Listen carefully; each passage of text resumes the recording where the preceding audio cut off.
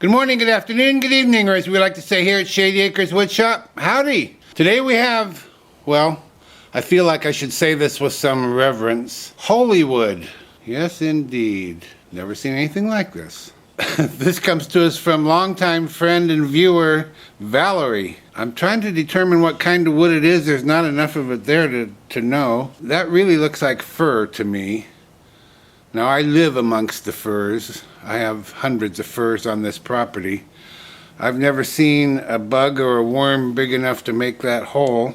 I've never seen any of my wood, be it firewood or standing tree, that looked anything like this. I don't know where this has been. Well, whatever kind of wood it is, we're going to turn it. No, I don't expect it to be a soup bowl. I just expect it to be, well, I don't know. I don't know what I expect it to be, but it's going to be a bowl. You can kind of see that I've marked the center here. This piece is 6.5 by 6 3/4. And I drew a line and I marked a little silver ink on there. And I'm going to use a different kind of center to hold this on the lathe. Let me take you over here, I'll show you that. When I bought my chuck, I bought a set that came with several different jaws, and it came with this drive center. And let me tell you, that is a nasty little sharp thing, really pokey. So I'm hoping that will have enough area, being large and square like that, that it'll hold this piece. With a regular drive center, I'd be afraid to apply much pressure. I would think it would just sink right in, but I think this will spread the pressure out. I did select this as the top because this is the only place that looks like maybe I can make a tenon on there. So I'll get this mounted up. I just need to find that little hole there. Okay, I guess that'll do. And I'll just bring up my tailstock. Okay, so I'm going to see what kind of speed we can get here. I don't know if there's anything still living in there. I suppose this will fling him right out at me. Well, I can actually get a pretty good speed going. I'll try about 750. I don't see anybody coming out of there just yet. If this is just fir wood, I don't expect it to be beautiful, but I certainly expect it to be quite unique. And I've been looking forward to this turning ever since Val sent me this piece of wood. So I'm going to grab a 5/8 inch bowl gouge, 750 RPM, mask and face shield on.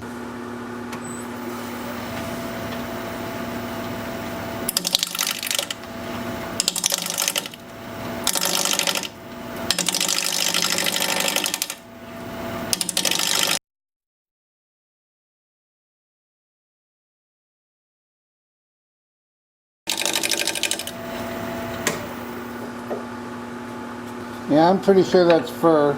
I was just going to make an ordinary shaped bowl, just like a cereal bowl, but maybe we want to keep the 4 corners at the top. Maybe we want to make it a square bowl. I'm not real sure yet.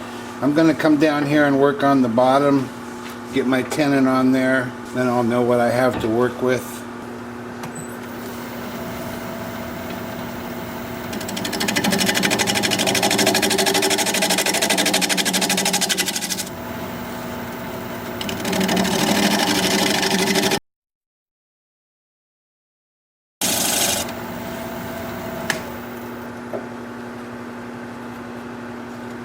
I hope I have enough there to make a tenon. I'm going to mark out for it.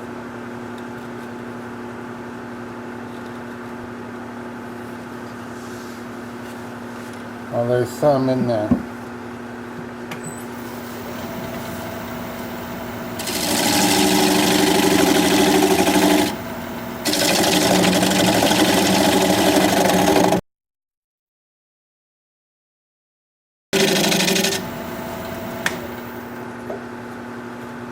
I'm going to use this diamond point tool to square up the sides of the tenon.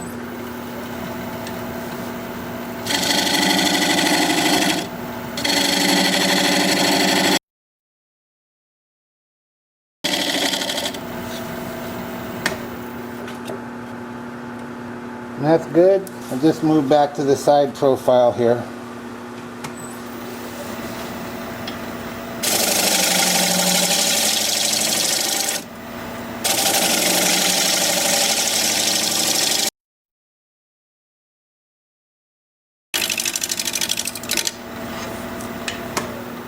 As you can see, I'm kind of sticking with the 4 corners for now, but that still might change. I didn't want to take away from the holes. I want the holes to be the star of the show, but I don't think I really have a choice in that matter. I believe they are going to be the star of the show. I'm going to come in from this corner right here and go straight in, try and get a nice straight cut. It's still probably quite thick up here, depending on where you go. These 2 corners are not anywhere near as thick as these 2 corners are.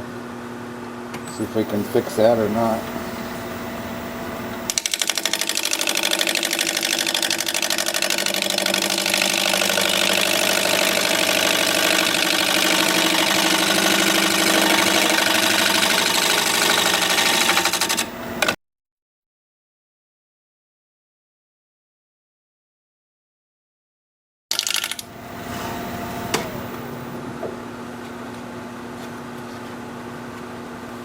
So now I see I've got a loose piece right here, see that? So I'm going to put some CA in that. I don't know if there's any more. No, it's just that one. It's this long. So I'm going to glue that down and I'll be back. Well, I got this glued down nice and solid. I'm happy with it. And then I got to looking at this while I was waiting for that to set up. And I guess we're done. I don't know what else I can do to this except sand it, which means it's time for sanding. I'm going to use several different methods to sand this piece. I'm going to use this sanding block to sand the flat sides, like that. I'm not trying to get them perfect, I'm just trying to get them smooth enough so that when you touch it, it doesn't hurt you.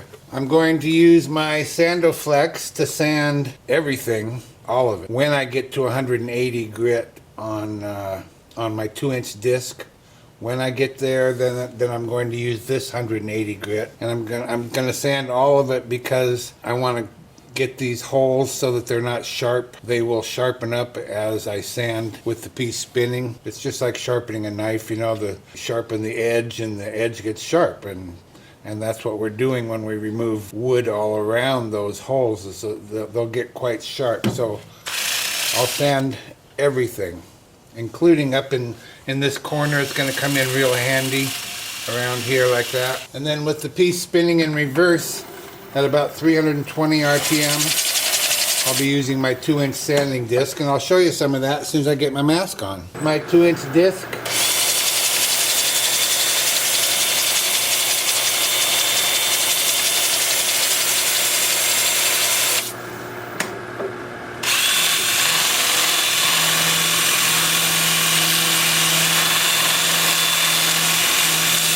And on here as well. For the same reason, to soften those the edges of the holes. I don't know any other way to do it. So I'll be doing that for quite a little while, I would imagine, and I'll bring you back here in a bit and we'll put some finish on it. Well, I don't know how this is going to work, but we'll figure it out as we go. I'm not going to lie and tell you this is the best finishing job I've ever done as far as sanding and preparing it for finish.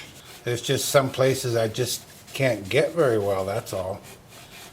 And then up here we've got some punkiness, but to be honest, I don't think that's what people are going to see when they look at this anyway. And it's good, it's smooth, just isn't as perfect as I prefer. Well, I'm pretty sure this is fir, and it's actually looking pretty good for fir. And this is sanding sealer I'm putting on. And then we'll go with shellac for a final finish. Looks like I'll be doing at least 2 coats of this, maybe 3, and then 2 coats of shellac. And I will be brushing this here in just a minute. So now I've got some sanding sealer in this little can, and I've got a brush. And I'm just going to do my best, and I'll bring you back when it's time to start working on the inside. It's going to be cool. It's going to be realistic. It's going to be lifelike. See you in a bit. I have the piece turned around with the tenon mounted up in the chuck. In case I didn't make it clear what I'm trying to do here, I'm trying to exploit the holes in the piece. I'm not trying to conceal them. I'm trying to make them look as nice as they can. By exploiting them, what I mean is, with this design that I've done with the wing top, normally with just a regular round bowl, you'd have the inside and you'd have the outside. Well, here we have the outside of the bowl, then we have the underside of the wing, then we have the edge of the wing, then we have the top. And there's one more thing maybe I can do. I'm not sure that there's room to do it, but I'll try. And if it works out, I'll let you know what that is. We're going to be spinning at 750 RPM, 5/8 inch bowl gouge, mask and face shield on.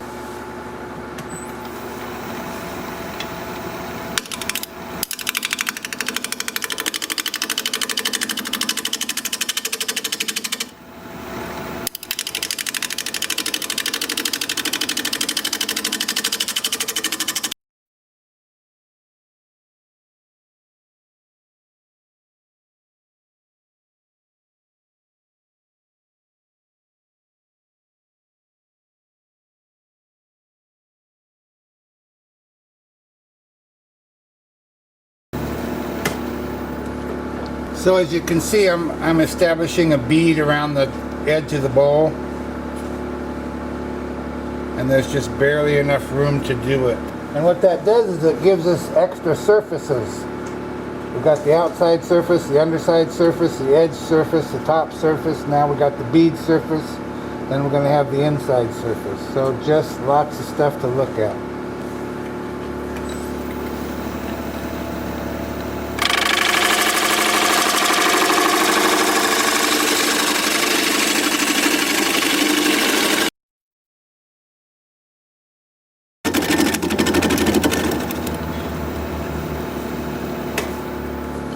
Well, you wouldn't think it would go dull. I mean, we're cutting more air. There's more holes than wood, but it's dull. I'm gonna go sharpen up. Sorry for the hum of my heater, but it's cold out here.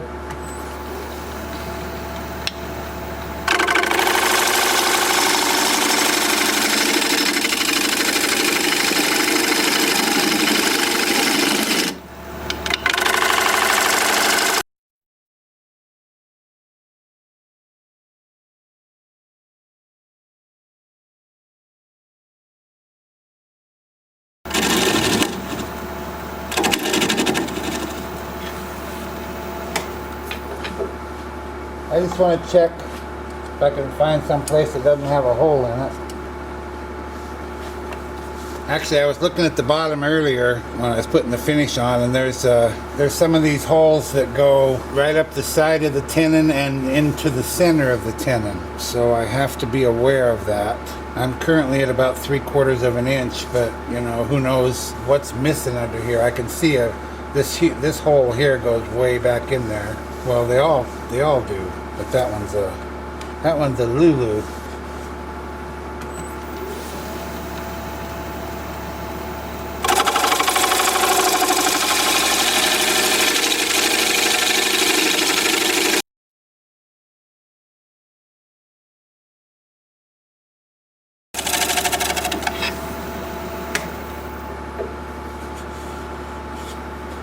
Yep, we're gonna call that good. I'm going to grab my negative rake scraper and we'll scrape.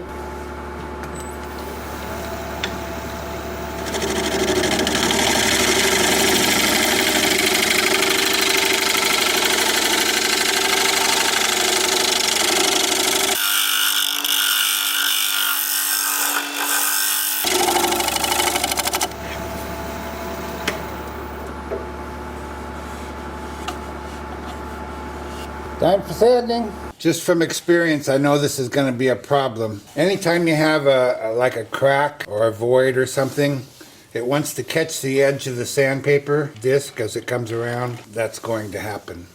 So it's going to take a real light touch.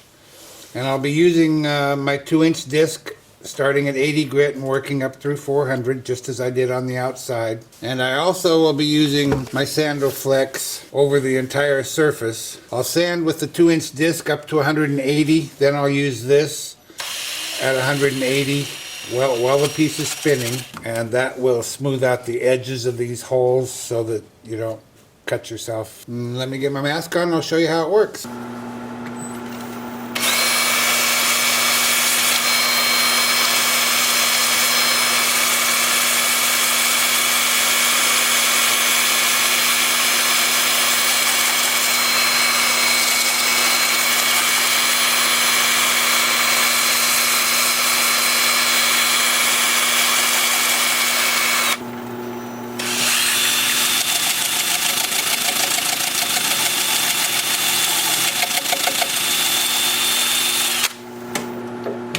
to spin it forward.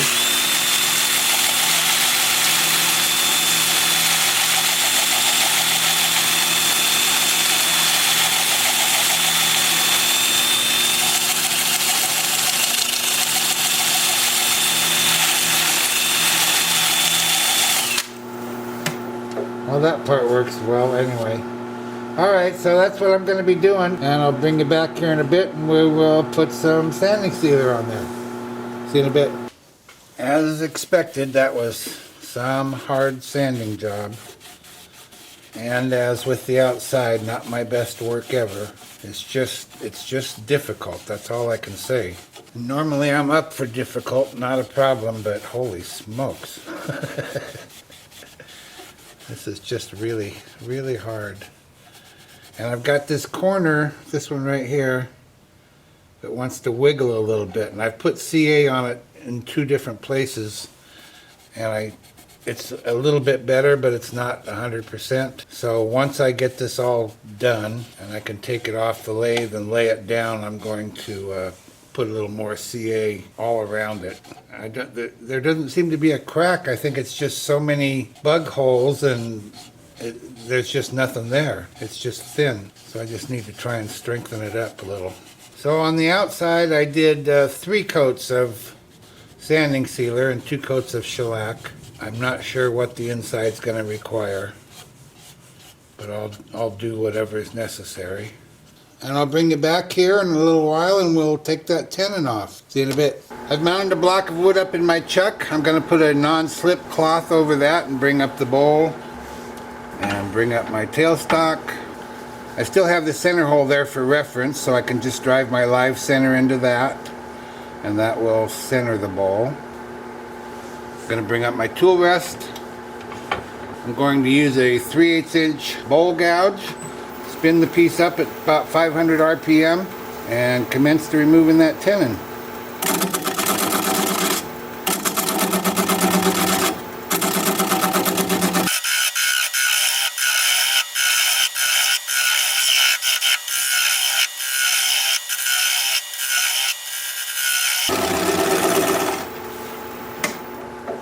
I want to check for clearance, and we have clearance. I think I left the bottom thick enough that the holes that go into the tenon here, what's left of it, won't cause an issue.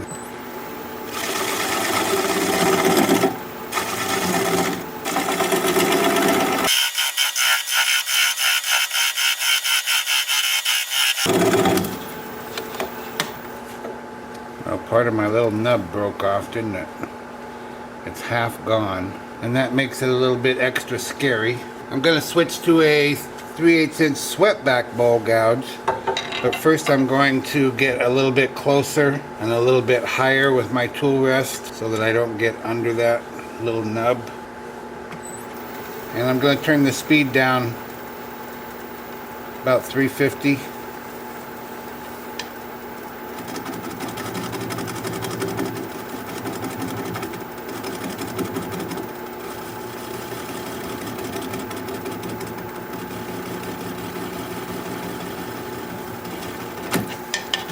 Boy, I don't know, I don't think I can go any further.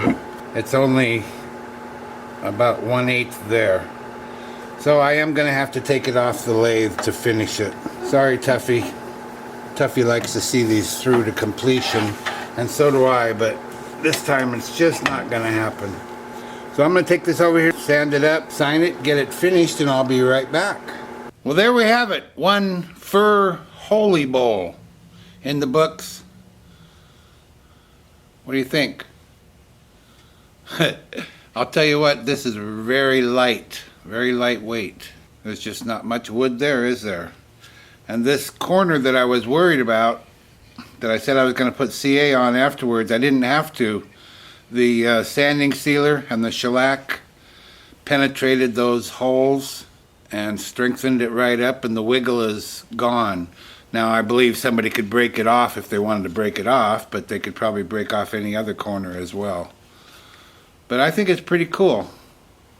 There's the bottom all finished up. I've never seen anything like this before, and I'm liking it. Thank you, Valerie, for sending this along for all to enjoy. If you like this video, thumbs up please. I'd sure appreciate it. If you're a subscriber, holy cow, how cool is that? Thank you very kindly. If you're not a subscriber, you might consider becoming one. I put out regular videos about one a week, and I'd like to keep in touch. An easy way to subscribe is just click my picture you see there near the end of the video. Your comments are most welcome, and I love reading them. So for now, this is Phil, Shady Acres Woodshop, signing off.